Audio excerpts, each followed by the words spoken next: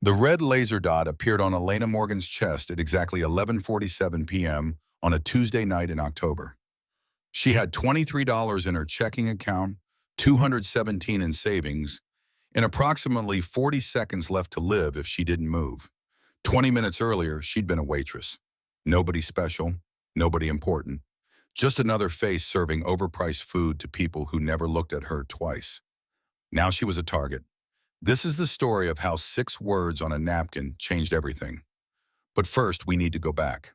Back to when Elena Morgan was still invisible. Back to the moment before her life split into before and after. Back 8 hours to when her alarm clock screamed at 4:30 in the morning and she woke up in an apartment that cost more than she could afford to a reality she couldn't escape. Elena's studio apartment was 400 square feet of cracked ceiling and peeling paint on the south side of Chicago. The radiator clanged like it was trying to tell her something. The window didn't close all the way. The lock on the door stuck. Rent was $950 a month and she was 5 days away from eviction, $200 short. The math didn't work. It never worked. She checked her phone before getting out of bed. A text message glowed in the darkness. Northwestern Memorial Hospital. She didn't need to open it to know what it said. Her brother Danny needed another round of chemotherapy. The insurance company had denied coverage again. They always denied coverage. Leukemia treatment wasn't cheap. $12,400. Due immediately. Danny was 19 years old. He'd just started college when the diagnosis came. Stage 3. Aggressive. Treatable, the doctor said, if you had money. The hospital said he had 6 months without treatment. Elena had 5 days before eviction. The math still didn't work. She got dressed in the dark. Black pants, white shirt. The uniform that made her disappear. She'd learned early that invisibility was a superpower in its own way. When you're invisible, people forget you're listening. They forget you're watching. They forget you exist. Elena had been invisible her whole life, and she'd gotten very good at paying attention. Her shift at Vesper House started at 6 p.m. She had 2 other jobs before that. Coffee shop from 6 to 11 a.m., retail from noon to 4, then Vesper House until close. 3 18-hour days, 7 days a week. It still wasn't enough. But Vesper House paid the best. Vesper House was where Chicago's elite ate dinner. Politicians, CEOs, old money, new money, dirty money pretending to be clean. Elena had served them all. She'd learned to read them.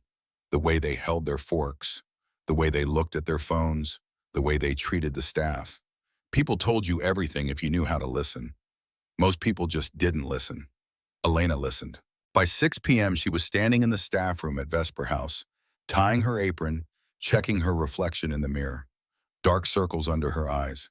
She covered them with concealer she'd bought at the dollar store. Her hair pulled back in a neat bun. Professional. Forgettable. Perfect. Miguel came in carrying a tray of clean glasses. He was 19, same age as Danny. He had 2 kids at home and an ex-wife who needed child support. He'd been working at Vesper House for 6 months. Still clumsy, still learning, still trying. Busy tonight, Miguel said. His English was good but accented. He worried about losing this job. Elena could see it in the way he moved. Too careful, too anxious. You'll be fine, Elena told him. Just breathe. Martin Cruz, the floor manager, pushed through the kitchen doors. He was 45, balding, perpetually stressed. He clapped his hands twice. Everyone stopped. Listen up. Table 9 is reserved tonight. VIP Vincent Kane. The name hung in the air like smoke. Everyone in Chicago knew Vincent Kane, head of the Moretti organization. Started as organized crime 2 generations back, slowly going legitimate. His grandfather had been pure mafia. His father had started the transition. Vincent was finishing it. Hotels, real estate, security consulting, half legitimate, half not. The kind of man who operated in shadows but ate dinner in public. The kind of man you didn't cross. I need perfection tonight, Martin said, looking directly at Elena. Table 9 is your section. No mistakes. Elena nodded. She'd been working at Vesper House for 3 years. She knew how to be perfect. Smile, but not too much. Attentive, but not intrusive. Present, but invisible. It was a balance. She'd mastered it. But as Martin walked away, Elena noticed something. Two new faces in the kitchen. Prep cooks she'd never seen before. They moved wrong. Too stiff. Too aware. Not like people who spent their days chopping vegetables. More like people who spent their days doing something else. She filed it away. Probably nothing. But Elena's instincts rarely lied. The evening shift started. Tables filled. Orders came and went. Elena moved through her section with practiced efficiency. She was good at her job, not because she loved it, because she needed it. At 8:15, the restaurant's energy changed. Conversations didn't stop. Silverware kept clinking against plates. But something shifted, like everyone suddenly remembered to breathe carefully. Vincent Kane had arrived. He was 6'2", dark suit that probably cost more than Elena's car. Actually, it probably cost more than 3 of her cars. Dark hair going silver at the temples. A scar through his left eyebrow, faint but visible if you knew to look. He moved like a man who'd never rushed for anything in his life, like he knew time would wait. Behind him walked Marcus Chen, head of security, former Marine, you could tell from his posture. From the way his eyes swept the room. Every exit, every face, every potential threat. He positioned himself 2 tables away from where Vincent would sit, close enough to react, far enough to give the illusion of privacy. And with Vincent came Victoria Sterling, 29 years old, beautiful in the way that stopped conversations. Valentino dress, Harry Winston diamonds at her throat, dark hair falling in perfect waves. She smiled at Vincent like he'd personally hung every star in the sky. They'd been together for 3 years, according to the tabloids, engaged for the last 6 months. Chicago's power couple, perfect in every photograph. Elena showed them to table 9, the best table in the house, corner position. View of the entire restaurant, no one behind them, every approach visible. "Good evening, Mr. Kane, Ms. Sterling." Elena's voice came out steady, professional. She'd practiced this. Vincent's eyes met hers, dark brown, almost black. They saw everything, calculated everything, missed nothing. For just a second, Elena felt truly seen, not invisible at all. It was unsettling. "Evening." His voice was low, controlled, the kind of voice that didn't need volume to carry authority. Elena handed them menus. Her hands were steady. She'd learned to control the shaking. "Can I start you with something to drink?" "Macallan 25, Vincent said. "Neat." "Pellegrino," Victoria added. Her smile was perfect. Her voice was perfect. Everything about her was perfect. Too perfect, maybe. But Elena didn't say that. She just nodded. Right away. As she walked toward the bar, Elena's mind cataloged details. Vincent's security chief, Marcus, was relaxed. Too relaxed. He should be on edge with his boss in public. But he was checking his phone. Casual. Like this was any other Tuesday. The 2 new prep cooks were still in the kitchen. Watching. Waiting. 3 security cameras had been adjusted since her shift started, all pointing at table 9. A woman sat at the bar in a black business suit. She'd ordered a martini 30 minutes ago. Hadn't touched it. Earpiece barely visible when she turned her head. A man in the corner had been reading the same menu for 20 minutes. Never ordered, never left. Wrong. It was all wrong. Elena had worked here 3 years. She knew what normal looked like. This wasn't it. But she brought the drinks. Set them down carefully. Vincent nodded his thanks. Didn't look at her. People rarely looked at the help. "Ready to order?" Elena asked. "Give us a few minutes," Vincent said.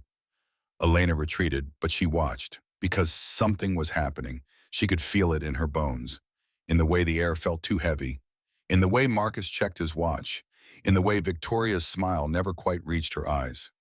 9:30, Elena took their order. Steak for Vincent, rare. Sea bass for Victoria. They spoke in low voices, comfortable, intimate. The kind of conversation that comes from years together. But Elena saw Victoria's hand on Vincent's arm. Possessive, loving. And she saw Victoria's eyes tracking the security cameras. The exits. Marcus. Like someone running calculations. Elena had seen that look before. On customers checking their phones during dates. On businessmen meeting competitors. On people planning something. It was the look of someone executing a plan, 9:45.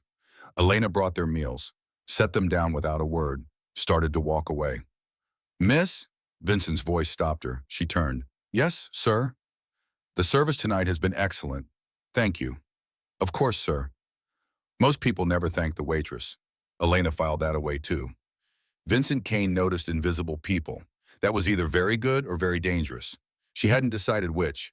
But as she walked away, she heard Victoria's voice. Quiet, meant only for Vincent. I need to powder my nose. Order dessert without me? Elena watched Victoria stand, smooth, graceful, walking toward the restrooms. And Elena needed to use the restroom too. Bad timing. But her shift was almost over, and she hadn't had a break in 6 hours. She followed Victoria, pushed through the door into the ladies' room. 3 stalls, marble counters, expensive soap. Elena went into the middle stall, closed the door, locked it.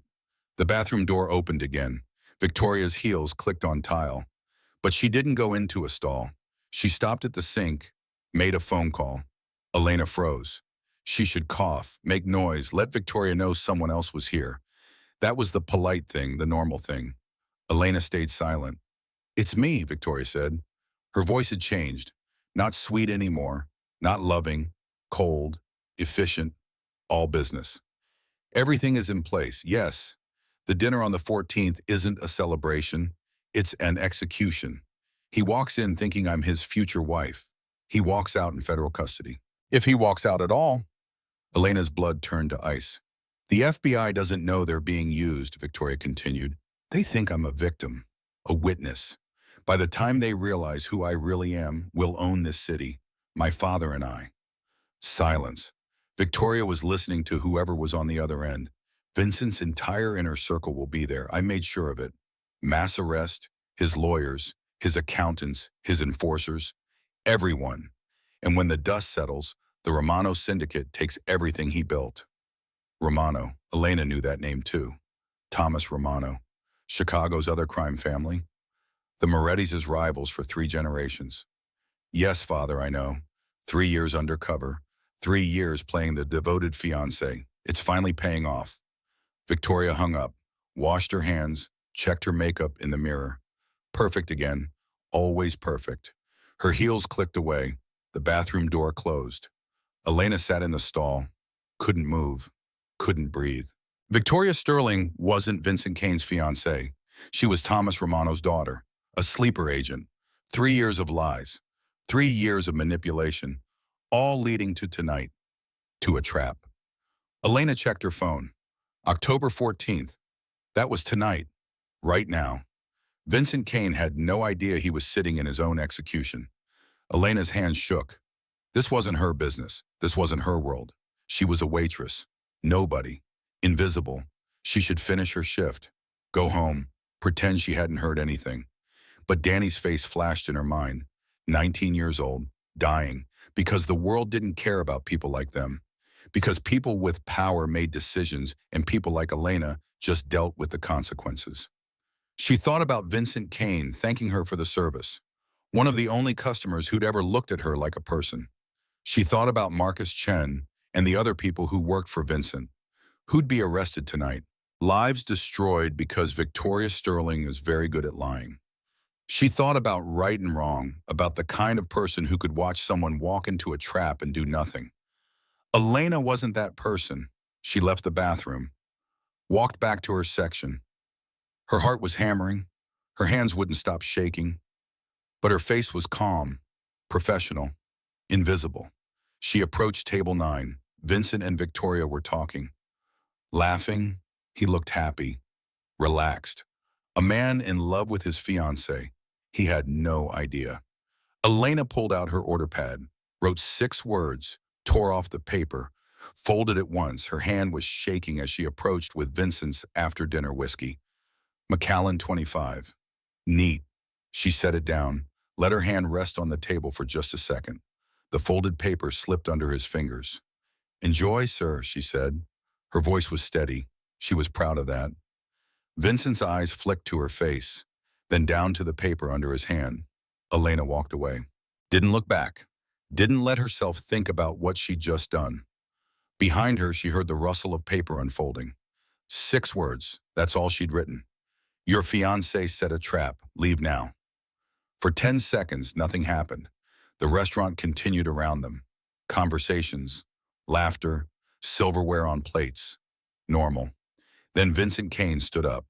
Smooth, casual. Like nothing had changed. He kissed Victoria's forehead. I need to take a call. Business. You know how it is. Of course, darling. Victoria smiled.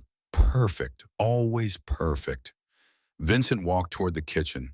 Not the front door. The kitchen. The back exit. Smart man. Marcus Chen stood too. Followed. 2 steps behind. Hand inside his jacket. He'd seen something. Felt something. Going on alert. Victoria's smile never wavered. But her eyes tracked Vincent. Tracked Marcus. And when Vincent disappeared through the kitchen doors, something in her face changed. Just for a second. A crack in the perfect mask. Calculation. Fury. Recognition. She pulled out her phone, typed fast. Elena was clearing table 7. Watching, waiting. The front door burst open. 4 men. Suits. Badges on their belts. FBI. Nobody move. Federal agents. The restaurant erupted into chaos. Customers screaming, chairs scraping. Someone dropped a glass. It shattered.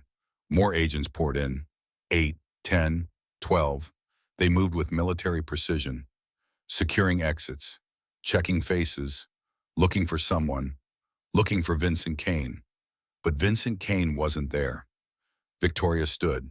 Hands up. Perfect victim. Oh my God, what's happening? An agent approached her. Ms. Sterling, you're safe now. Where is Vincent Kane? He went to take a call. The kitchen, I think. Please. I don't understand what's... But her eyes swept the restaurant. Looking for someone. They landed on Elena. Recognition. Understanding. Rage. Victoria Sterling knew exactly who had warned Vincent Kane. Elena felt her blood turn cold. An agent grabbed her arm. You, kitchen staff. Did you see Vincent Kane? He went out the back, Elena heard herself say. 30 seconds ago. The agent barked into his radio. Suspect fled through rear exit. All units respond. More chaos. Half the agents ran for the kitchen. The other half stayed, securing the scene, taking statements. Cameras appeared. News crews. This was going to be everywhere by morning. Martin grabbed Elena's shoulder. What the hell is happening? I don't know. The lie came easily. She'd gotten good at lying. About having enough money. About being fine. About not being terrified every single day. One more lie was easy, but Victoria was still looking at her, still calculating. Elena needed to leave now. She untied her apron, grabbed her purse from the staff room, pushed through the kitchen toward the back exit. Miguel stopped her. Elena, what's going on? I don't know. I need to go. Are you okay? I will be. She hoped that was true. The back alley was dark, narrow, dumpsters and loading docks, no FBI agents. They'd already moved on. Looking for Vincent, Elena started walking, fast, toward the street, toward the bus stop, toward home, toward safety. She made it 20 feet. A hand grabbed her arm, yanked her backward into the shadows. Elena opened her mouth to scream. Another hand covered it. Don't, Marcus Chen's voice. Low, urgent. She stopped struggling. He released her, slowly. Come with me. Not a request, an order. I need to go home. Your home isn't safe. They saw you. Victoria saw you. She knows you warned him. I didn't warn anyone. I don't know what you're talking about. Marcus's expression didn't change. I've been doing this 20 years. I know what a warning looks like. You saved his life. Now let me save yours. A black SUV pulled up, tinted windows, engine running. The back door opened. Vincent Kane sat inside. Get in, Elena. She hadn't told him her name. But of course he knew. He knew everything. She should run, should scream, should do anything except get into that vehicle. But Victoria Sterling knew her face. The FBI would have security footage. Her picture would be everywhere by morning. Accomplice to a mob boss, helping a criminal escape justice. Her apartment wasn't safe. Her job was gone. Her life as she knew it was over. All because she'd written 6 words on a napkin. Elena got in the SUV, the door closed. Marcus drove. Fast but not reckless, east, toward downtown, away from the chaos. Vincent studied her. Your full name is Elena Maria Morgan, 25 years old. You work three brown, coffee shop, retail, Vesper House. You have a brother, Danny, 19, Northwestern Memorial, leukemia, stage 3. Treatment costs $340,000. Insurance denied. You're 5 days from eviction, $200 short on rent. Elena's stomach dropped. How do you know all that? I know everything about people who saved my life. He leaned forward, not threatening, but intense. Why did you warn me? I heard Victoria in the bathroom. She was on the phone, talking to her father, talking about tonight being a trap. You could have done nothing, finished your shift, gone home, stayed invisible. I'm not the kind of person who watches people die. Even people like me. You thanked me for the service. Most people don't do that. Vincent's expression shifted. Something almost like respect. You saved my entire organization tonight, Elena. Not just me, my people, my family, everything I've built. One warning, 6 words. You changed everything. The SUV pulled into an underground garage, concrete, shadows, no windows. Marcus killed the engine. Vincent opened his door. You have 2 choices. 1, witness protection, new name, new city, I'll arrange it. You disappear. Safe. Your brother's medical bills paid, wherever you go. And option 2, you help me find who else is working with Victoria. You stay in Chicago. You stay visible.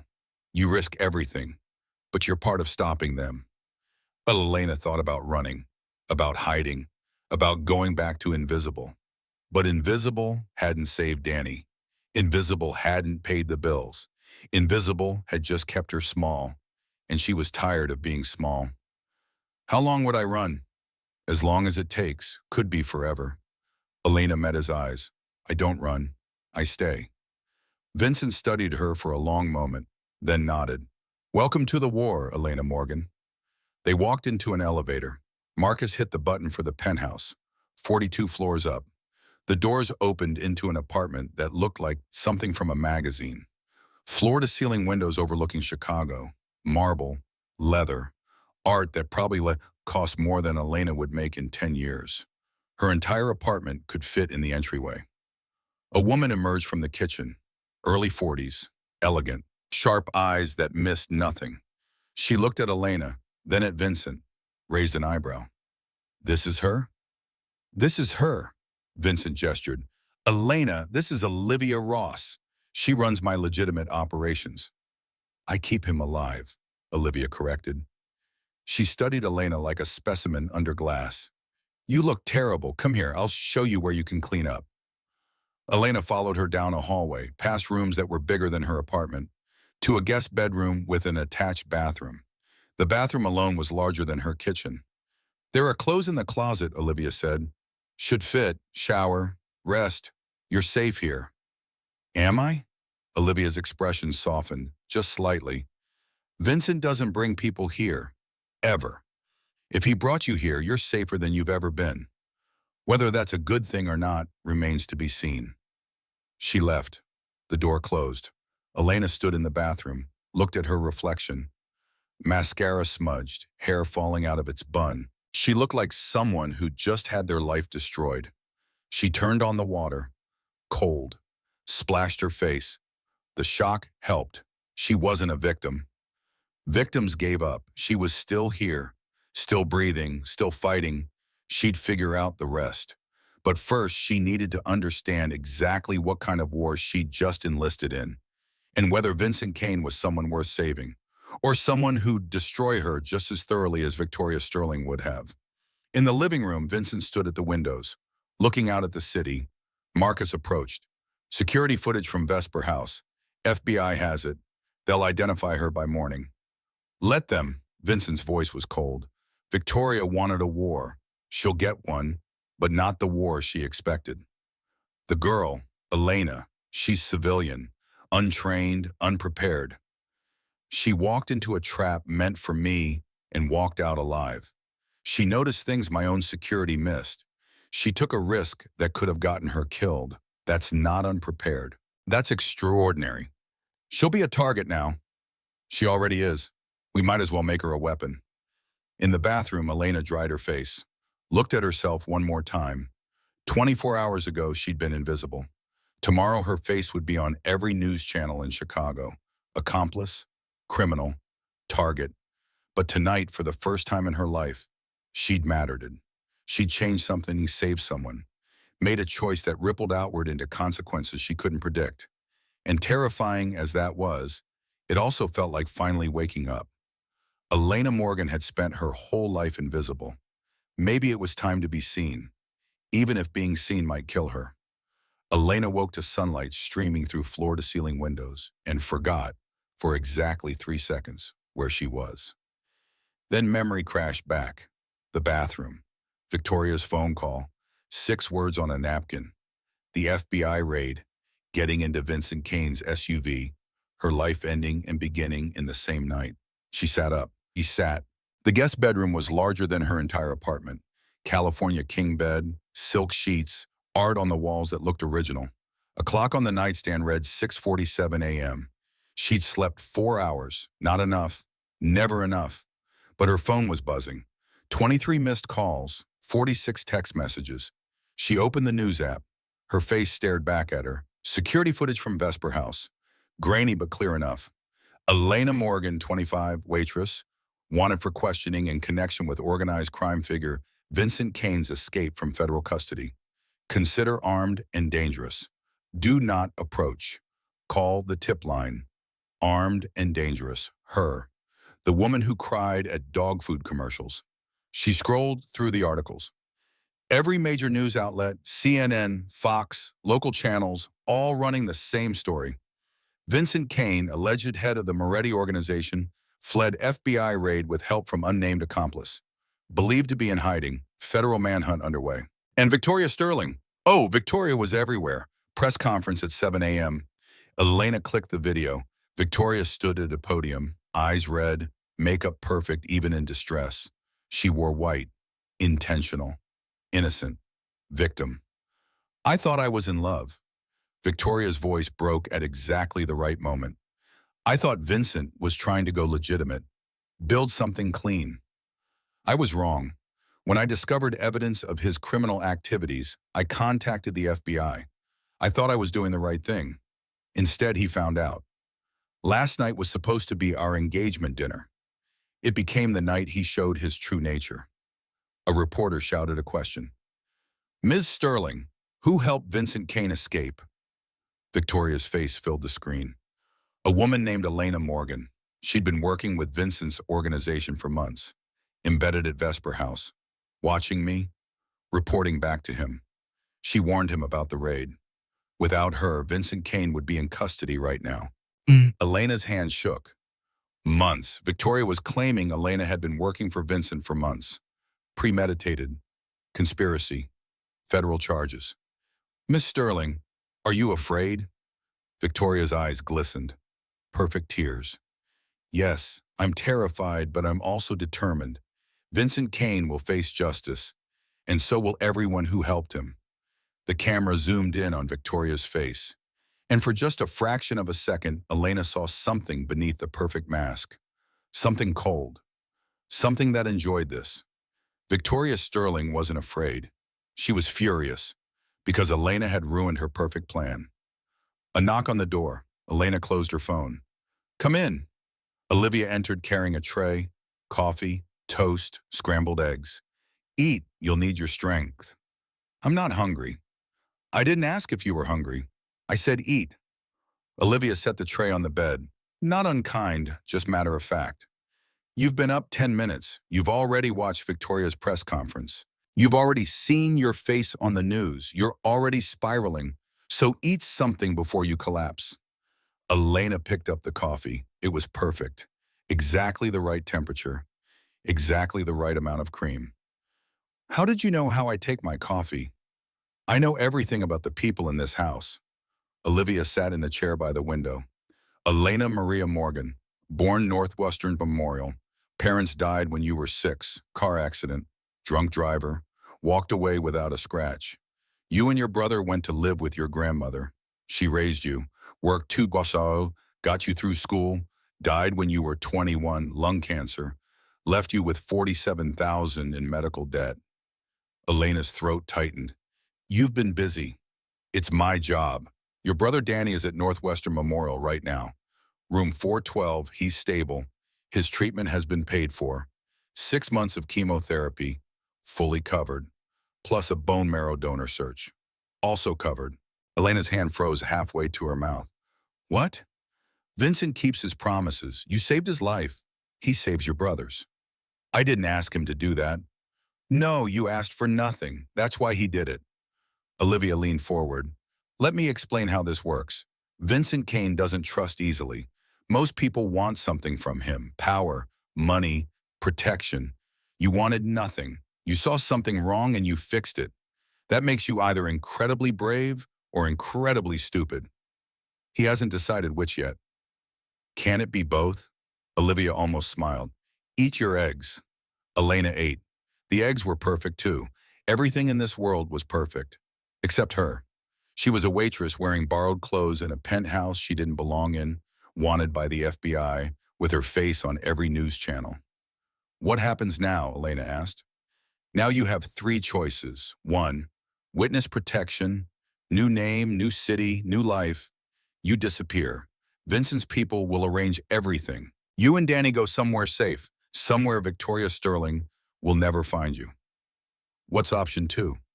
You stay here, hidden. We keep you safe while we figure out who else is working with Victoria. Could be days, could be months. You wait. Elena set down her fork. What's option 3? You help us find them. I'm a waitress. What could I possibly help with? You heard Victoria's phone call. You know she's working with the FBI. You know she's Thomas Romano's daughter. And you notice things. Vincent's own security missed the signs at Vesper House. You didn't.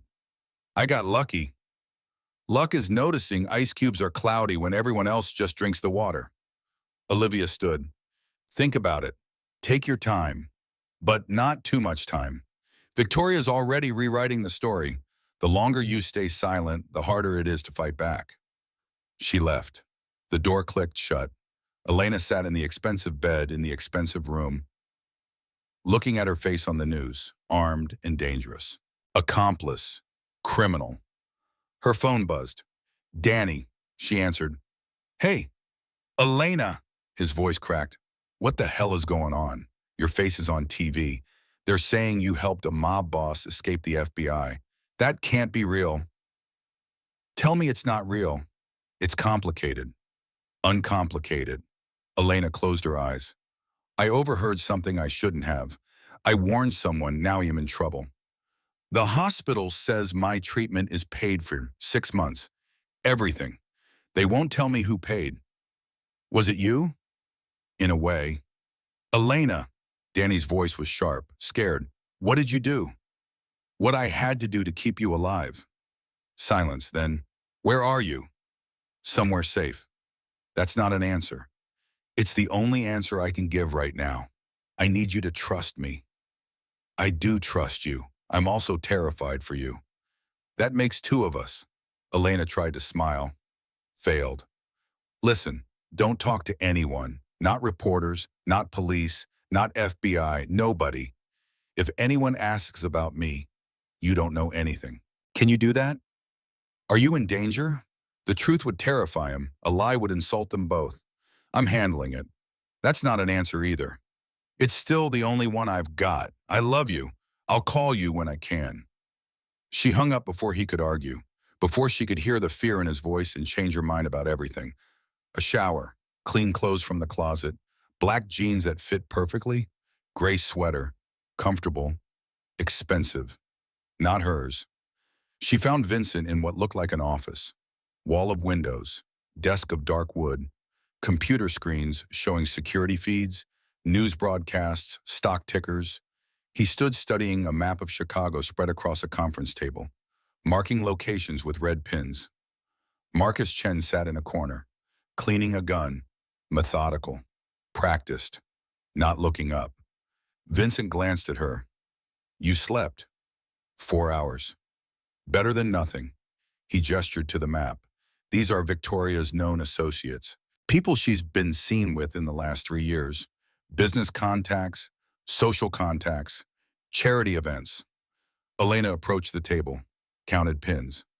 27 people. 27 that we know about. Could be more. Could be hundreds. Victoria spent 3 years building a network. We need to find who in that network knew what she was planning. You think there's another mole? I know there is. Victoria couldn't have set up last night alone. She needed someone inside my organization, someone feeding her information, someone I trust. Elena studied the map. The pins formed a pattern.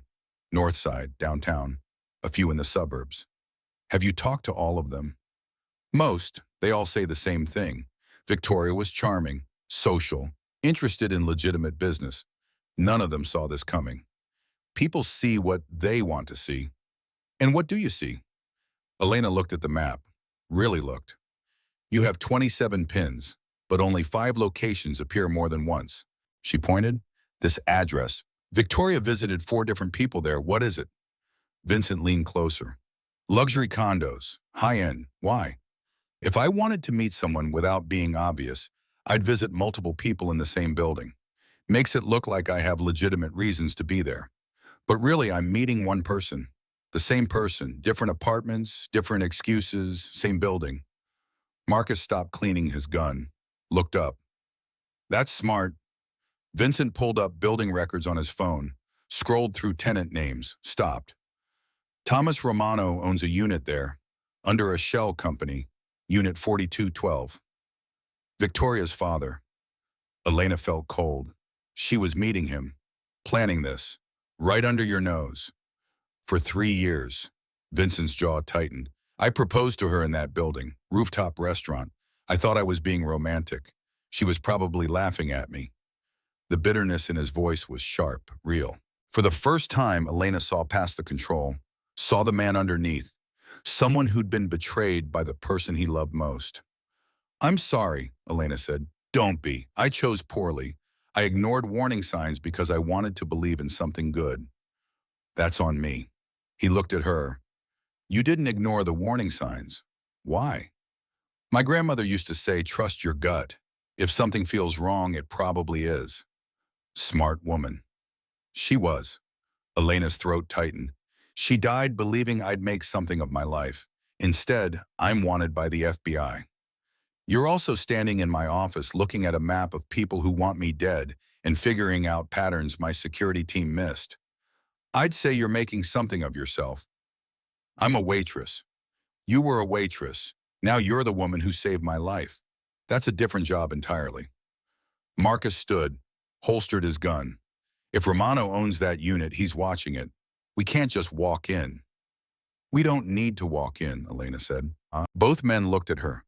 We need to know who else visits that building.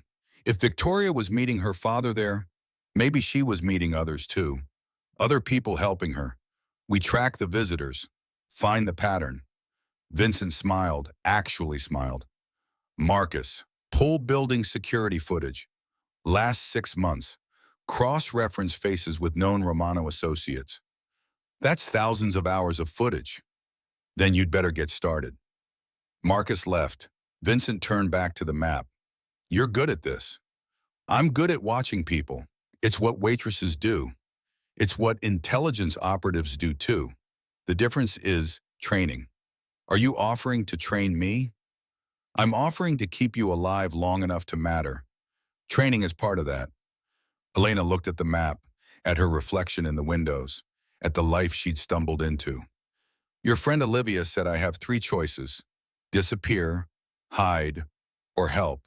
I'm choosing help. Why? Because hiding means Victoria wins. She destroys you, destroys your people, takes everything, and I didn't warn you just so she could win anyway. This isn't your fight. It became my fight the second I wrote that note. She made it personal when she put my face on the news. So yes, this is absolutely my fight now. Vincent studied her. Long moment. You understand what you're agreeing to. Victoria has resources. Her father has resources. The FBI thinks you're a criminal. Your face is everywhere. Your apartment isn't safe. Your job is gone. Your life as you knew it is over. I know. And you're staying anyway. I'm staying anyway. He nodded. Then we'd better make sure you survive it. The next 3 days were brutal.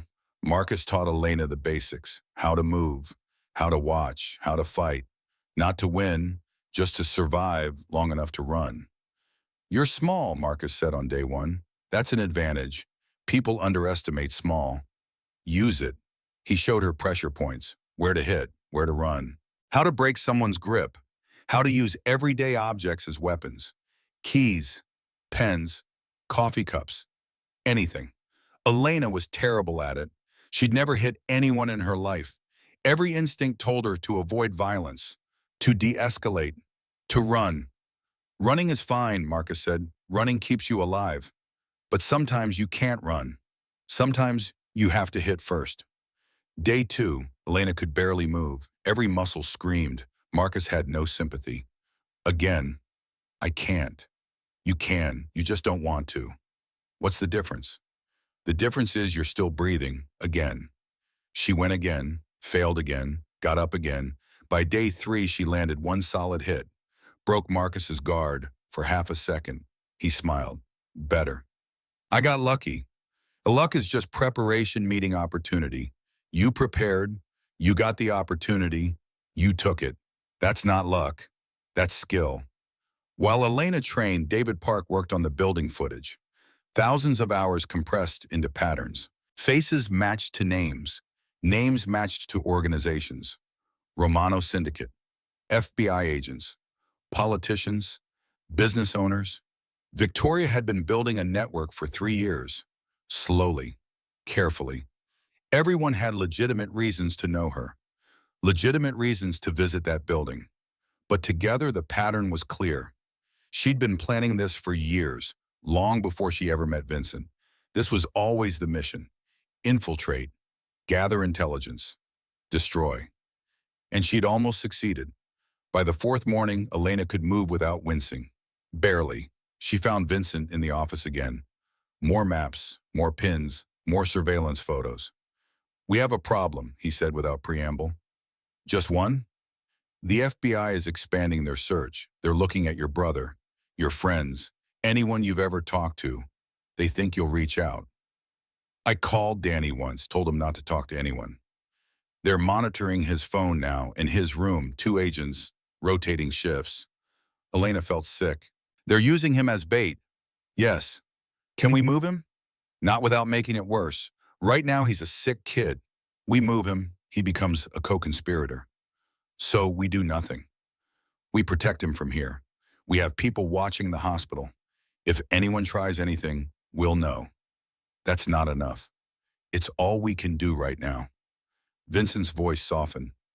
I know that's not what you want to hear. Lena turned to the window, looked out at Chicago. Somewhere out there, Danny was in a hospital bed, scared, confused, being used as bait to catch his sister. Victoria's good at this, Elena said, making people suffer to get what she wants. She learned from the best. Her father has been doing this for 40 years. Have you met him? Thomas Romano? Once, 10 years ago. Peace summit between families. Neutral ground. He's old school, believes in honor, tradition, respect. At least that's what he says. What he does is different. Does he know what his daughter is doing? I don't think so. Victoria's playing her own game, using her father's resources but not his oversight. When this is done, she doesn't want to share power with anyone, including him. So she's planning to betray her father too.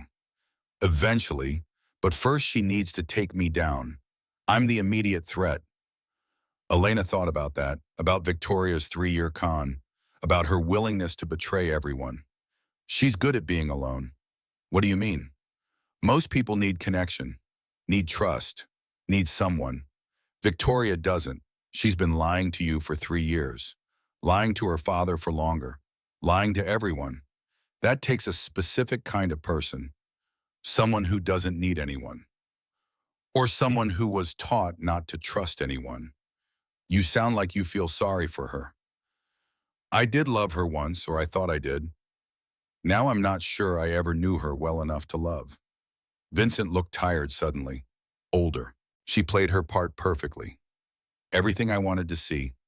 Everything I needed to believe, and I fell for it. That's not weakness, that's being human. In my world, being human gets you killed. Then maybe your world is the problem. He laughed, short, sharp. Maybe it is. Olivia appeared in the doorway.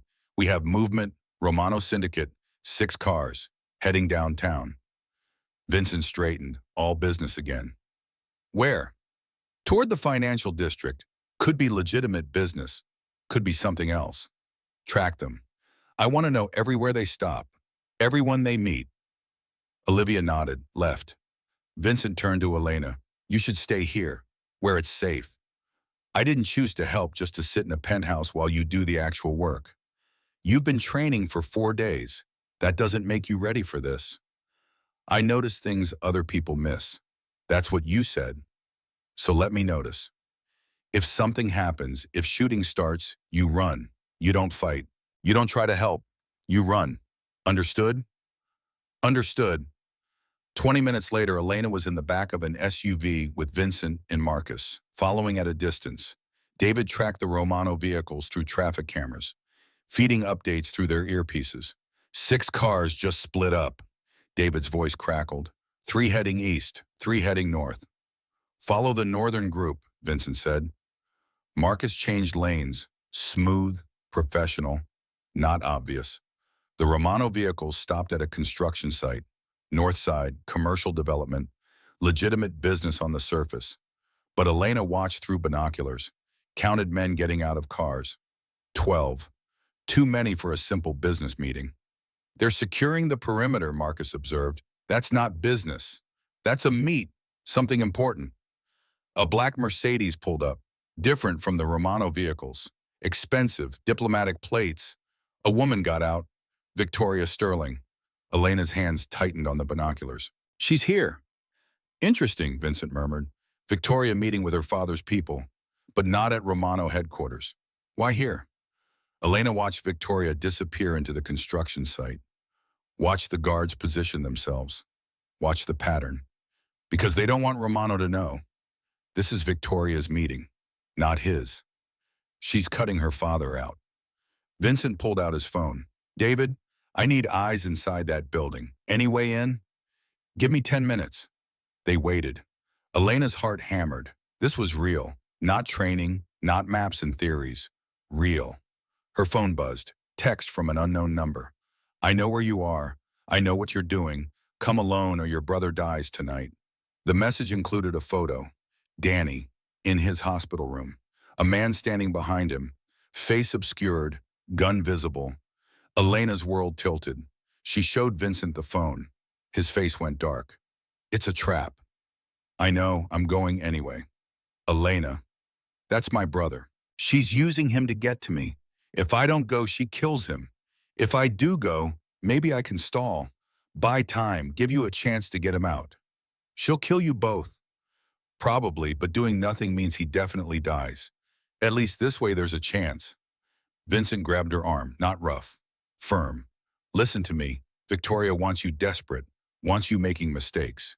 This message is designed to make you act without thinking. Then help me think. Help me find a way to save him. Marcus spoke up. The hospital, Northwestern Memorial. We have people there, watching Danny. They would have reported a hostel. Unless the hostel looks legitimate, Elena said. Nurse, doctor, someone who belongs. Victoria's good at finding people who belong. Vincent's phone rang. He answered, listened. His face changed. When? How many? He hung up, looked at Elena. 2 of our people at the hospital just went silent. No response. No check-in. Elena's blood turned to ice. She took them out. We need to go, now. Vincent was already moving. Marcus, hospital. Fastest route. The SUV peeled out.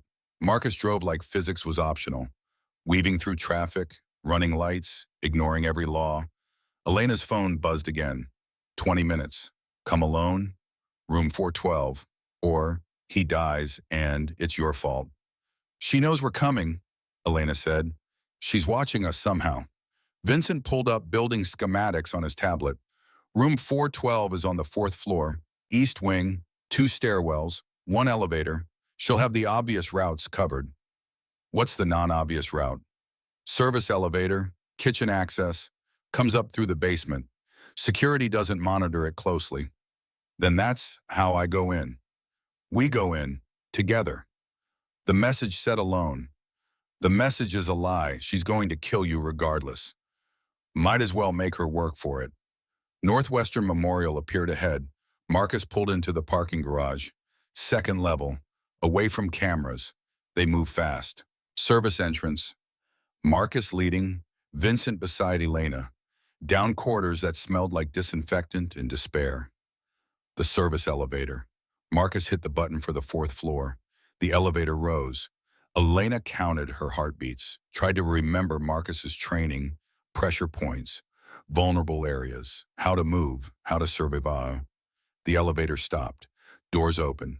The corridor was empty. Too empty.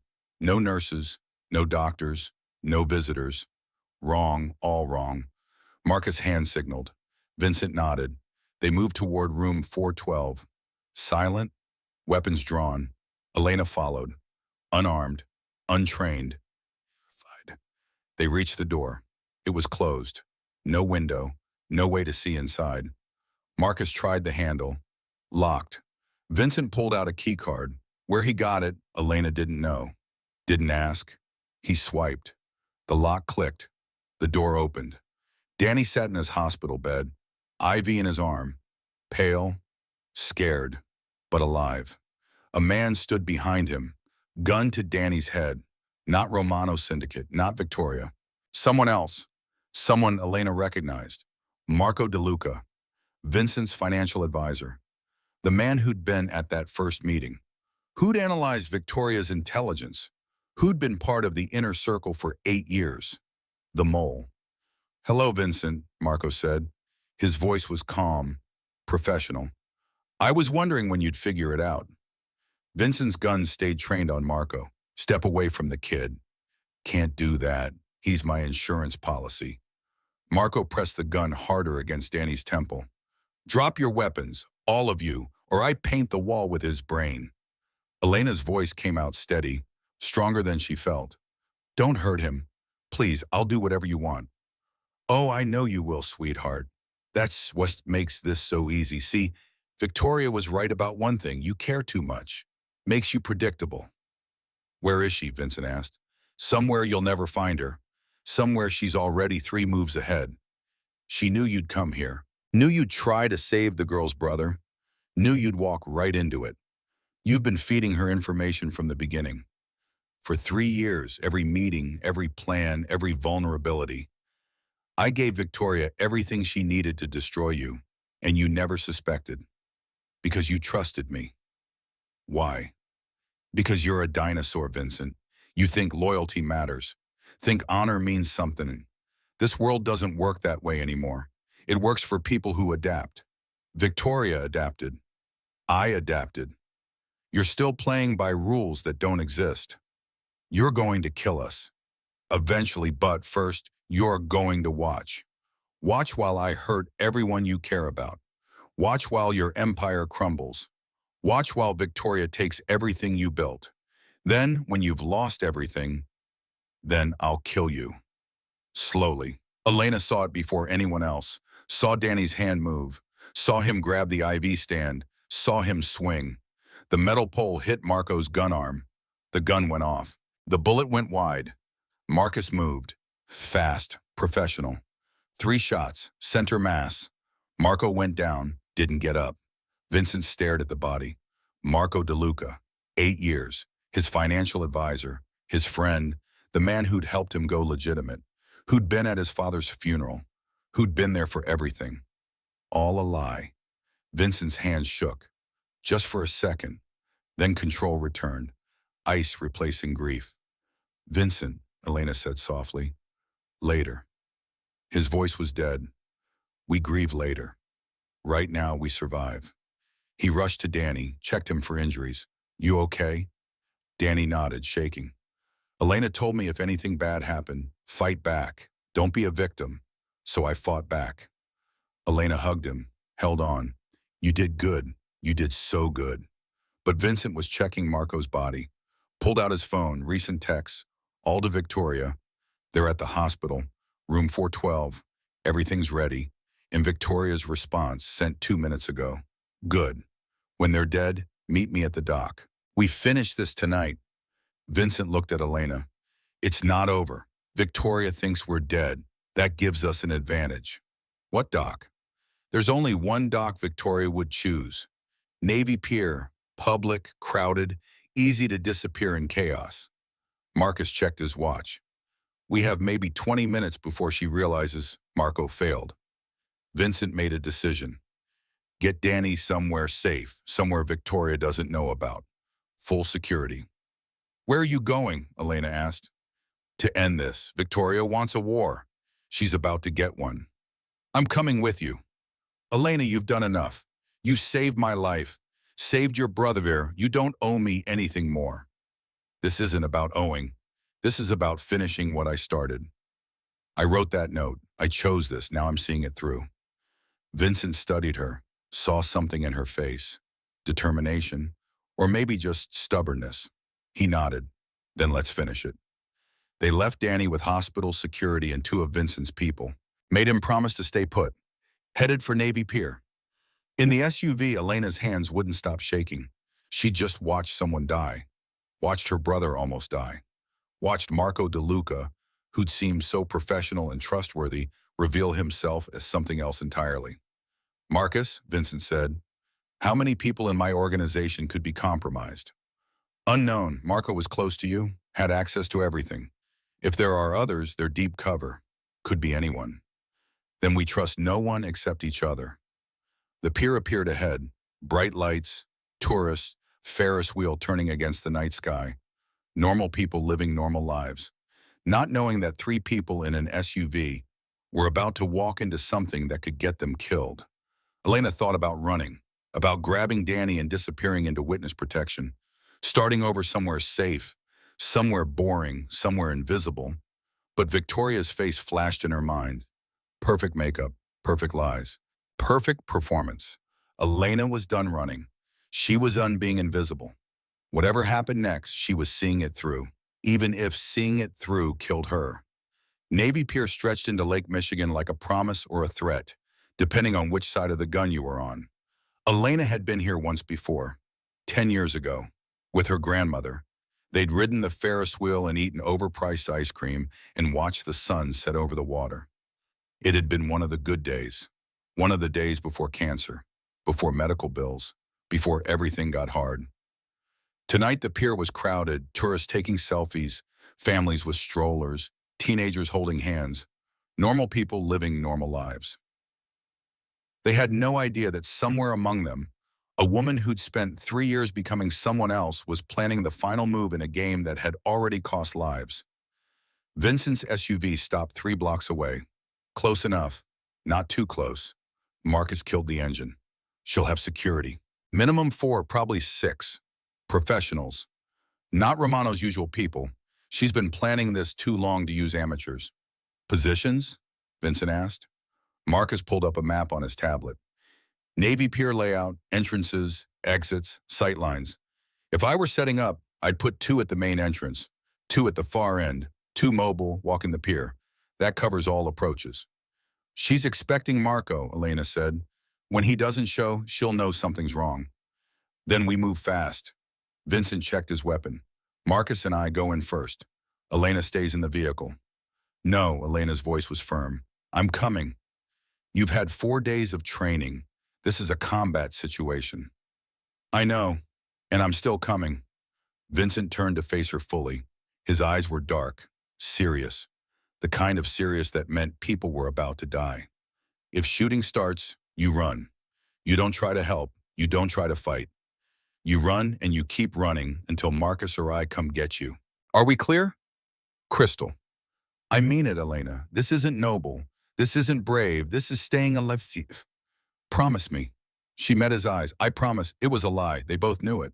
But Vincent nodded anyway. They got out, walked toward the pier, just 3 people out for an evening stroll. Marcus wore a jacket that hid his weapon. Vincent's hands were in his pockets, casual, relaxed, like men who weren't walking into a trap. Elena's heart hammered. Every instinct screamed to run, to leave, to be anywhere else. But her feet kept moving forward, one step, another, toward whatever was waiting. The pier opened up before them, lights everywhere, music from the carousel, smell of popcorn and lake water. Marcus's hand touched his ear, listening to something on his comm. David's got eyes on us. He's tracking through security cameras. Says he sees 6 possibles, 2 at the entrance behind us, 2 near the Ferris wheel, 2 at the far end near the dock. Expected. Vincent scanned the crowd. Victoria? Not yet. Wait. Yes. Far end, near the Shakespeare Theater. White coat, walking alone. Elena looked. There, 200 yards away, Victoria Sterling, beautiful even from a distance. She walked like someone without a care in the world, like someone who wasn't responsible for deaths and betrayals and destroyed lives. She's waiting for Marco, Marcus said, checking her phone, looking around. She's about to realize he's not coming. Vincent started walking. We move, now. They pushed through the crowd, families, couples, kids running ahead of parents. All of them obstacles, all of them potential casualties if this went wrong. Elena noticed the security first. 2 men near the Ferris wheel. Wrong body language. Too alert. Too aware. Earpieces barely visible. They were scanning the crowd, looking for threats. One of them locked eyes with Elena. Recognition flashed across his face. He'd seen her picture, knew who she was. He reached for his weapon. Contact. Marcus shoved Elena behind a food cart, drew his own gun. The pier exploded into chaos. Screaming, people running, parents grabbing children, tourists diving for cover. The first security guard fired. Bullets sparked off metal railing. Marcus returned fire. 2 shots, clean, professional. The guard went down. The second guard was already moving. Using civilians as cover, couldn't get a clean shot without hitting innocents. Vincent grabbed Elena's arm. Move! Stay low! They ran, through the screaming crowd, away from the shooting, toward the Shakespeare Theater. Toward Victoria. Behind them, more gunshots. Marcus engaging the remaining security, buying time, creating distance. Elena's training kicked in. Stay low, move fast, don't stop, don't look back, just survive. They reached the theater entrance. Victoria stood 20 feet away. She'd heard the gunshots, seen the chaos. Her perfect mask had cracked. Fury and calculation warred on her face. She saw Vincent, saw Elena, and she smiled. You're supposed to be dead. Victoria's voice carried over the chaos, calm, almost amused. Marco had one job, kill you, kill the girl, kill the brother. Simple. I gave him detailed instructions, step by step. How does he screw up something so basic? He didn't. Vincent moved forward. Elena stayed close. He just chose the wrong side. No such thing as wrong sides. Only winning and losing. Marco chose poorly, but that's fine. I planned for contingencies. She pulled out her phone, pressed a button. The dock behind her erupted. Explosion. Fire blooming against the night. The blast wave knocked people down. Screaming intensified. Vincent's face went white. The boat was empty. I had it cleared an hour ago. Remote detonation. Victoria's smile faltered. What? You think I didn't know you'd have a backup plan? I've been playing this game longer than you. The boat was bait. To see what you'd do. To prove you'd murder civilians without hesitation. He held up his phone, recording everything Victoria just said. You just confessed to attempted mass murder. On camera, with witnesses. Even your father can't protect you from that. Victoria's mask shattered completely. You just killed civilians, Vincent said. His voice was cold. Dead. Children were on that pier. Acceptable losses. Victoria shrugged. Casualties happen. They'll blame it on terrorism, faulty gas line. Whatever story fits the narrative. In 3 days, no one will remember their names, but they'll remember mine. Brave Victoria Sterling, survivor of another attempted attack by the dangerous Vincent Kane. Elena felt sick. This woman had spent 3 years playing the devoted fiancée. 3 years sleeping next to Vincent. 3 years pretending to be human. And underneath was this. Something that calculated human lives like chess pieces. Your father will know, Elena said. Thomas Romano will figure out what you've done. My father is a sentimental old man clinging to outdated codes. Honor, respect, loyalty, useless concepts in a modern world. When I take over, I'm cleaning house. Starting with him. You're planning to kill your own father. I'm planning to do what he was too weak to do. Eliminate competition, take territory, rule without mercy. He had chances to crush Vincent, chances to own this city. He was too busy playing by rules that don't exist anymore. Vincent moved closer. Elena mirrored him, flanking, like Marcus had taught. Create angles, divide attention. Where's the real evidence? Vincent asked. Everything you collected on me, the recordings, the financial records, all of it. Where? Victoria's smile widened. You think I'd tell you? It's safe, distributed, multiple copies, multiple locations. Even if you kill me tonight, it all goes public. Every crime, every deal, every body. You lose either way. Then why are we still talking? Because I want you to know, want you to understand how completely you've lost. 3 years, Vincent. 3 years I shared your bed, learned your secrets, became the woman you needed, and you never suspected. Not once. That's how good I am. That's how weak you are. You're right, Vincent said quietly. I didn't suspect. I trusted you, loved you. That was my mistake. But here's the thing about mistakes. You learn from them. He pulled out his phone, pressed play. Victoria's voice filled the air. Not from now, from before. Recordings, conversations Victoria thought were private. Planning with her father, planning with FB, planning betrayals within betrayals. Victoria's face changed. Where did you get those? Same place you got mine. Surveillance. Patience. You weren't the only one recording conversations. I just started later. Vincent's smile was cold.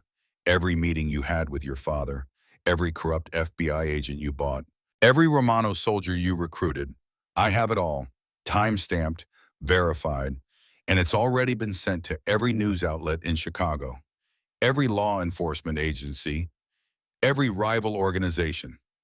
You're bluffing. Am I?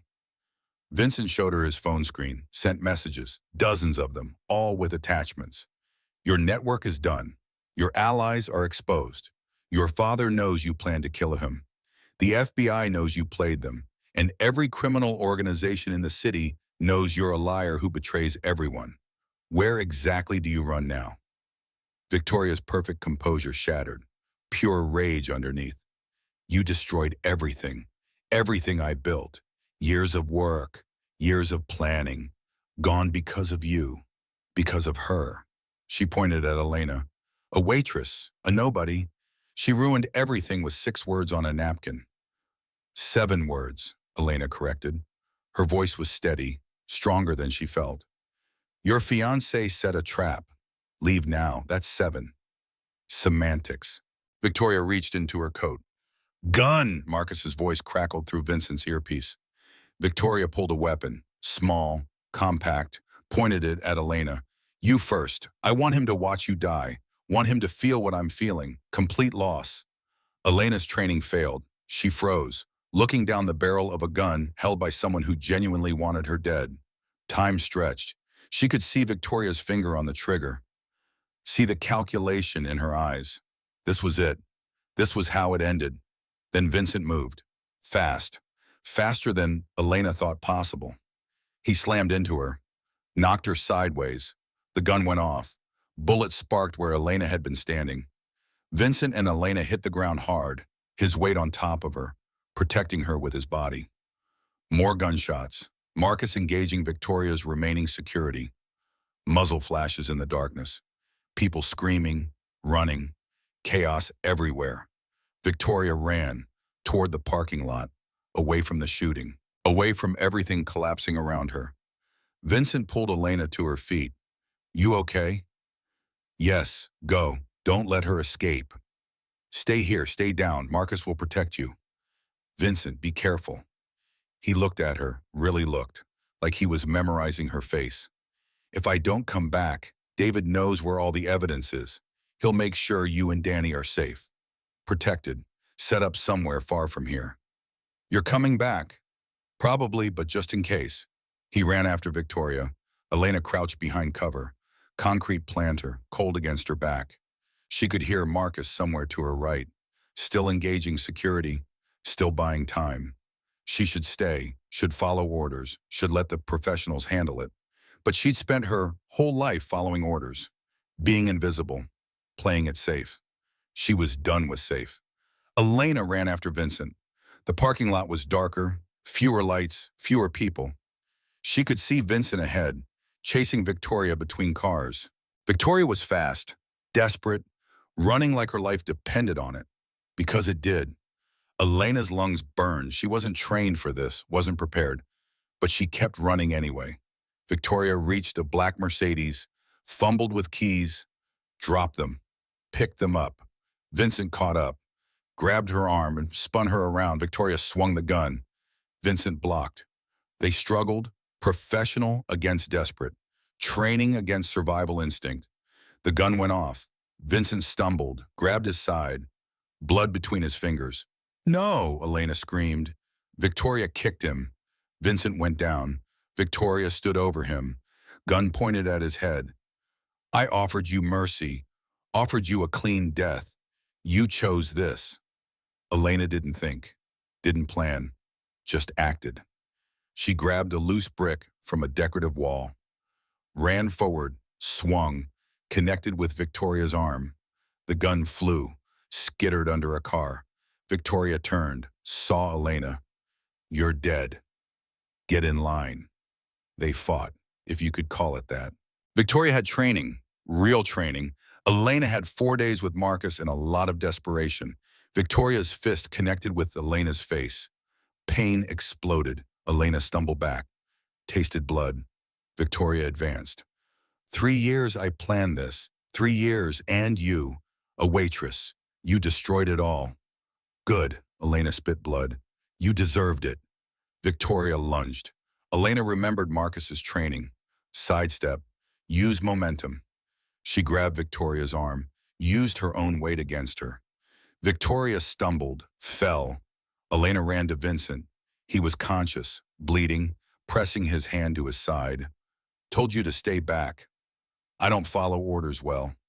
Noticed that. He tried to smile. Failed. Gun. Under the car. Get it. Elena dropped to her knees, reached under the Mercedes. Her fingers found metal. Cold. Heavy. She pulled out the gun. She'd never held a gun before. It was heavier than she expected. More real. This thing could end lives. Had ended lives, was about to end another. Victoria got to her feet, saw the gun in Elena's hands. "You won't shoot. You're not a killer. You're a waitress who got lucky, who stumbled into something too big for her. You don't have what it takes." Elena raised the gun, pointed it at Victoria. Her hands shook. "You're right. I'm not a killer. I'm a waitress. I'm nobody special. I'm just someone who couldn't watch people die and do nothing about it." Then put down the gun. "I don't think I will." Elena's voice steadied. "You spent 3 years becoming someone else, erasing who you were, lying to everyone. You're good at it, really good. But here's the thing, you forgot something important." "What's that?" "Nobody believes someone who lies about everything. Your father doesn't trust you. The FBI knows you played them. Romano's people know you plan to betray him. You have no allies left, no one to run to, no one to protect you. You made yourself completely alone. I don't need anyone. That's not strength. That's just Seb." Elena lowered the gun slightly. "You could have chosen different. Could have built something real. With real people. Real trust. Instead, you chose this. And now you have nothing." Victoria's face twisted. "I have enough to destroy you, all of you. Even if I die tonight, the evidence I collected goes public. Vincent loses everything. His organization, his legitimate businesses, his freedom. You think you won? You just traded his life for mine." "No," Vincent said from the ground. His voice was weak but clear. "She didn't." He held up his phone, screen showing a website. Breaking news. Federal investigation into Thomas Romano's organization. Evidence of corruption within FBI. Anonymous tip leads with dozens of arrests. Photos scrolling. Romano's soldiers in handcuffs. Corrupt agents being led away. Thomas Romano himself looking old and broken on courthouse steps. Your evidence. You thought it was distributed, hidden, safe, but you made one mistake. You trusted Marco. And Marco gave me the encryption keys before he died. David's been replacing your files for weeks. Every backup, every location. You just never checked because you thought you were untouchable. Victoria's face went white. That's impossible. You're good, Victoria. But David's better. He's been covering my tracks for 10 years. Erasing, replacing, making problems disappear. Your evidence disappeared. Mine took its place. No, I had backups, multiple locations, multiple copies. Had, past tense. They're gone now, every single one. And what's left points directly at you and your father. Congratulations, you played everyone, and in the end, you played yourself. Victoria looked at the gun in Elena's hands, at Vincent bleeding on the ground, at the sirens approaching in the distance.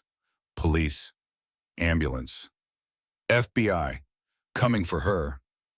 I could run, Victoria said. Where? Elena asked. Your father wants you dead. The FBI wants you arrested. Vincent's organization wants revenge. Whereabouts you want to run where someone isn't looking for you? Then I might as well take you with me.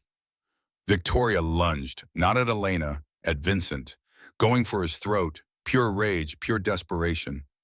Elena moved, the gun in her hands, finger on the trigger. 4 days of training, 4 days of Marcus telling her that sometimes you can't run, sometimes you have to shoot. She fired. The sound was deafening. The recoil nearly broke her wrist.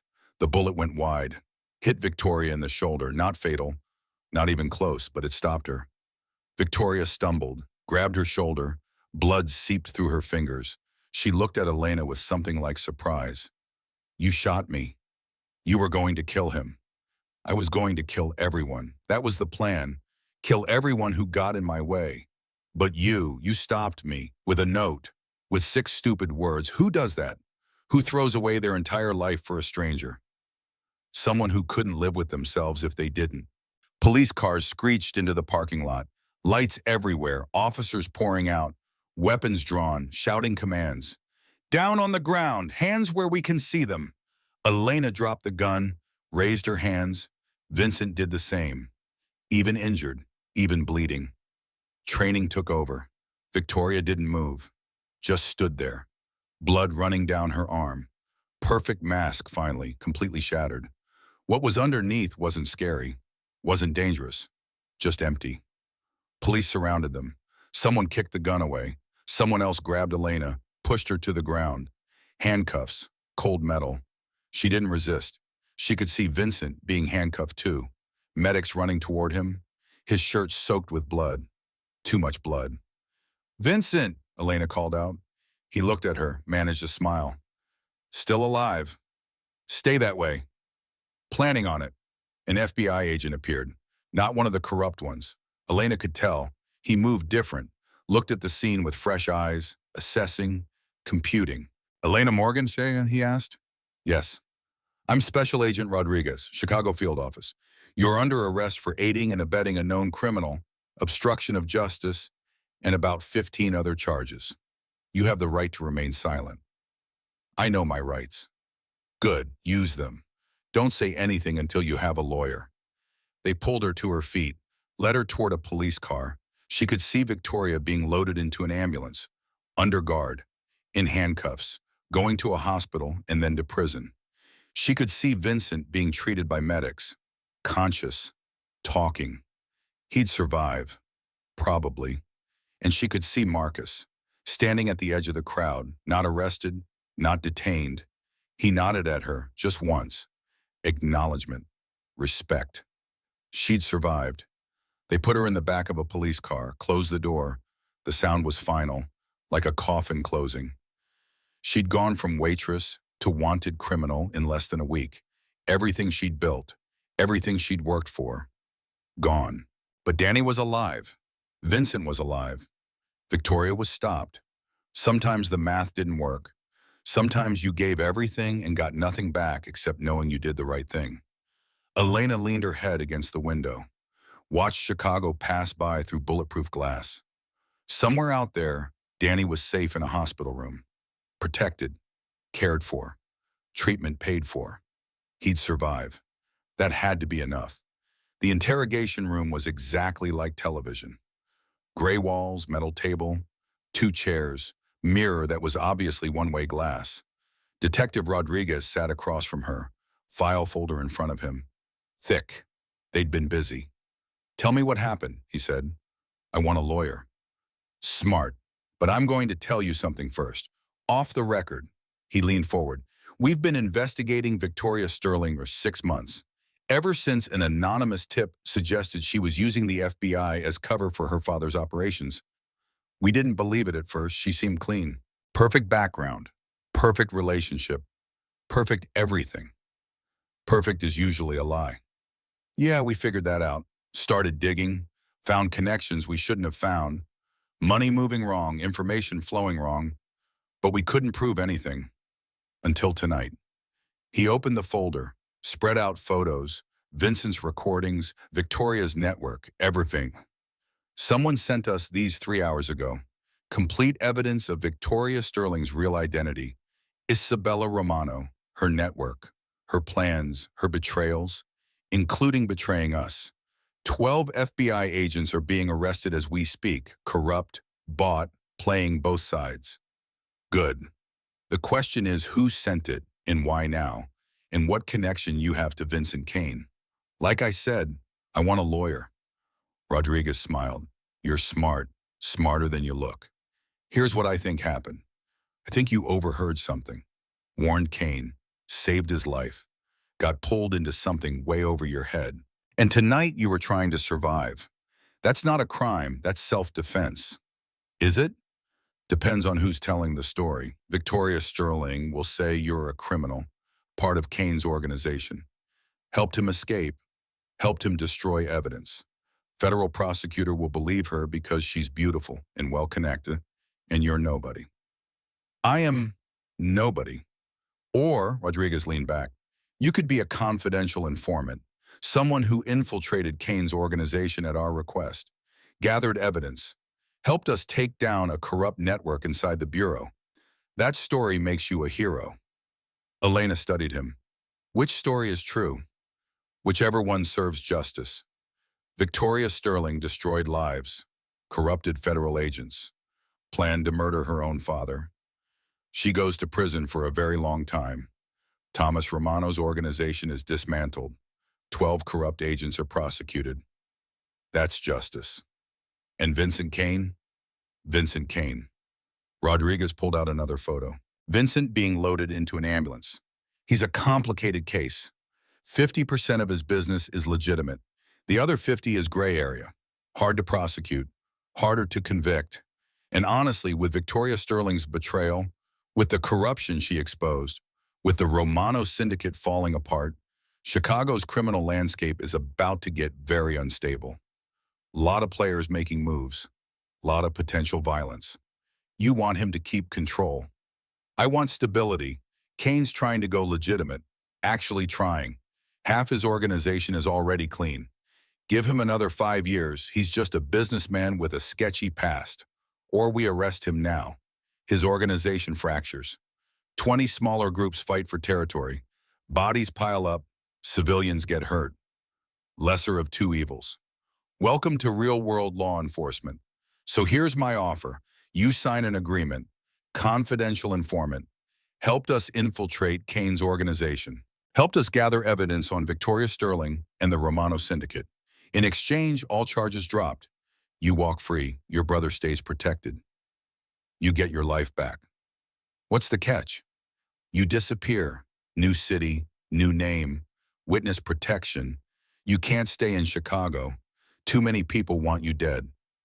Victoria's going to prison, but her father's people won't forget.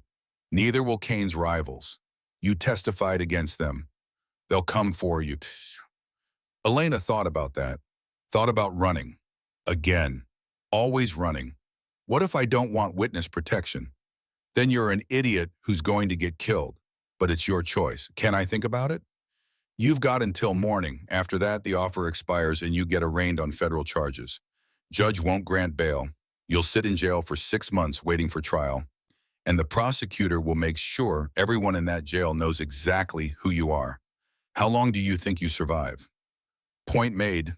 Elena stood. I want to see my brother first, before I decide. Fair enough. We'll arrange transport to the hospital. Under guard. 1 hour. Then you decide. They took her to Northwestern Memorial in handcuffs. 2 agents as escort. She must have looked insane. Hospital gown under a borrowed jacket. Bruises on her face from fighting Victoria. Blood on her hands that wasn't hers. Danny sat up when she walked in. His face was pale. Thin. But alive. Elena, Jesus, are you okay? I'm fine. You're in handcuffs. Long story. The agents uncuffed her, stepped outside, gave them privacy through the glass door but stayed close. Danny grabbed her hand. What happened? They won't tell me anything. Just that you're in federal custody, that you helped stop some kind of terrorist attack. It's complicated. Uncomplicated. So she did. Told him everything. The bathroom, the note, Vincent, Victoria, the betrayals, the shootings, all of it. By the end, Danny's face had gone through shock, horror, disbelief, and something that might have been pride. You saved people, he said quietly. I tried. No, you did. You saw something wrong and fixed it. That's not trying, that's succeeding. I broke about 100 laws. Sometimes laws are stupid. You did what was right. That's what matters. The FBI wants me to disappear. Witness protection. New names, new city. We'd be safe, but we'd be gone. No more Chicago, no more home. Danny squeezed her hand. Chicago's just a place. Home is wherever you are. If we need to go, we go. Together. You'd really leave? Leave everything? I'm 19. I've got nothing to leave except you, and you're coming with me. So yeah, easy choice. Elena felt tears building. She tried so hard to be strong, to be brave, to be the person who saved everyone else. But sitting here with her brother, the only family she had left, she could finally let the walls down. I'm so tired, Danny. I know, but you did it. You survived. We both did. Now we get to figure out what comes next. What if I don't know what comes next? Then we figure it out together like we always do. A knock on the door. Agent Rodriguez stepped in. Time's up. You need to decide. Elena looked at Danny. He nodded, giving her permission, giving her courage. She stood, faced Rodriguez. I'll take the deal. Witness protection. New city, clean slate. But one condition. What's that? Vincent Kane. Whatever deal you're making with him, make sure he actually goes legitimate. No more gray areas, no more criminal ties. 5 years from now, I want to read about him in the business section, not the crime section. I can't guarantee that. Then no deal. Rodriguez studied her. You care about him. He kept his word, protected my brother, paid for treatment he didn't have to pay for. He's trying to be better. I'm just making sure he succeeds. Fine, I'll make it part of his arrangement. But that's between him and the Bureau. You don't get to see him again. Don't get to know where he is or what he's doing. You disappear completely. Understood? Understood. They processed her out that night. New identity, Sarah Mitchell, 26, from Indiana, moving to Portland. Recent college graduate, clean background, clean history. Someone who'd never waited tables in Chicago, never warned a Mafia boss, never shot someone in a parking lot. Danny became Daniel Mitchell, her brother, also from Indiana. Medical records transferred. Treatment continuing in Portland under new doctors. By morning, Elena Morgan no longer existed, 6 months later. Sarah Mitchell worked at a bookstore in downtown Portland. Indie place, cozy, sold coffee and used paperbacks. The owner was nice, the customers were quiet. Nobody asked questions. Nobody looked at her twice. She was invisible again. But different this time. Better. Danny was in remission, healthy, gaining weight. Taking classes at Portland State, studying business, talking about the future like it was real. They lived in a small apartment, 2 bedrooms, nothing fancy, but it was theirs, paid for with honest work, no debt, no fear, no looking over their shoulders. Sometimes Elena thought about Chicago, about Vesper House, about Vincent Kane and whether he'd kept his word, whether he'd gone legitimate, whether he was still alive. She'd never know. That was part of the deal. But sometimes late at night she'd search the news, Chicago business section, and she'd see mentions, Kane Properties, Kane Security Consulting, legitimate businesses expanding, growing, no criminal connections mentioned, no investigations, no arrests. He'd kept his word, just like she knew he would. One Tuesday evening, 6 months and 3 days after leaving Chicago, Elena was closing the bookstore, counting the register, preparing the deposit. Normal routine. The door opened. Bell chimed. She looked up to say they were closed. Vincent Kane stood in the doorway. He looked different, lighter somehow. Gray suit, no bodyguards, no Marcus, just him, alone. "We're closed," Elena said automatically. Then her brain caught up. "How did you find me?" "I own a security company. Finding people is what we do." He stepped inside, closed the door behind him. "You're not supposed to be here." "Neither are you. Witness protection. No contact. That was the deal." "I know, I'm breaking it." He moved closer.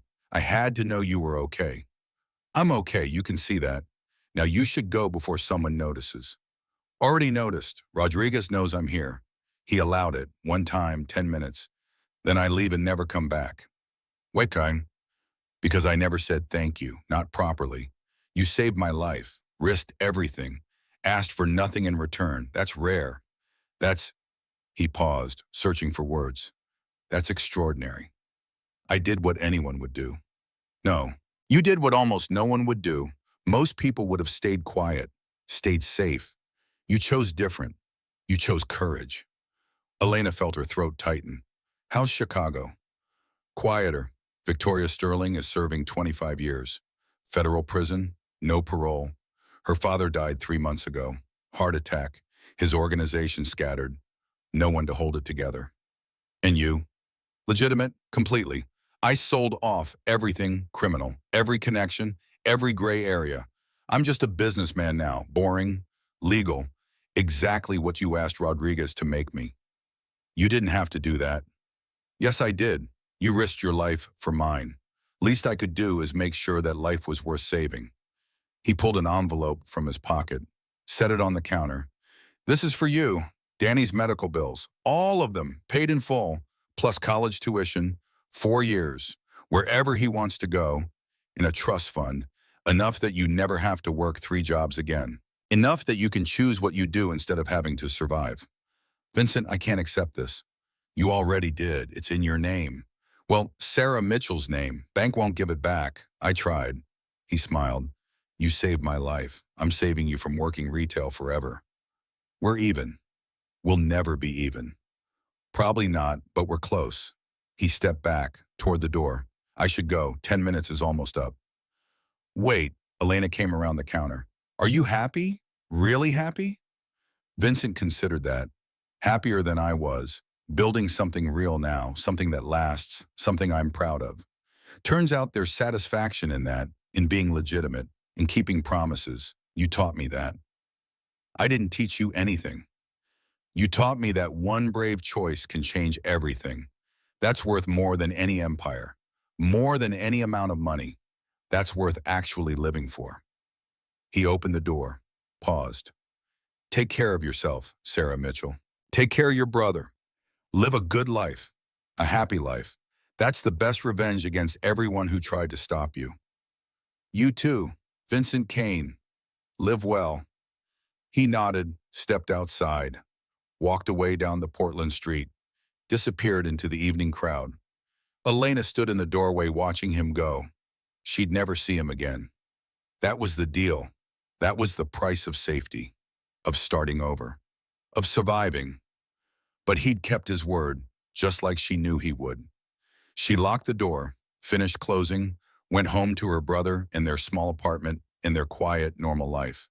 It wasn't exciting, wasn't dangerous, Wasn't anything like the week that had changed everything, but it was hers. Built on truth instead of lies. Built on courage instead of fear. Lena Morgan had started as a waitress, invisible, struggling, barely surviving. Sarah Mitchell was just a woman working in a bookstore, living a quiet life, taking care of her brother. But underneath, she was still the woman who'd written 6 words on a napkin and changed the world. The woman who'd chosen courage when staying silent was easier. The woman who'd looked at evil and refused to look away. Some people go their whole lives without mattering, without making a difference, without changing anything. Elena Morgan had mattered for 1 week, for 6 words, for one brave choice, and that was enough. Sometimes that's all you get. One moment, one choice, one chance to be brave. She'd taken it, and she'd never regret it, not even for a second.